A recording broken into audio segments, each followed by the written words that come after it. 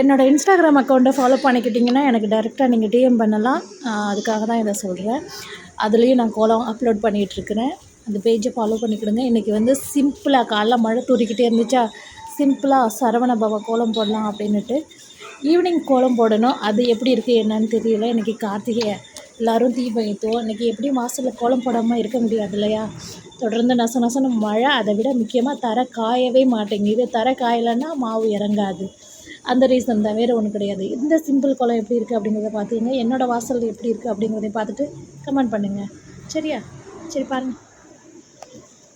சொல்ல மறந்துட்டேன்.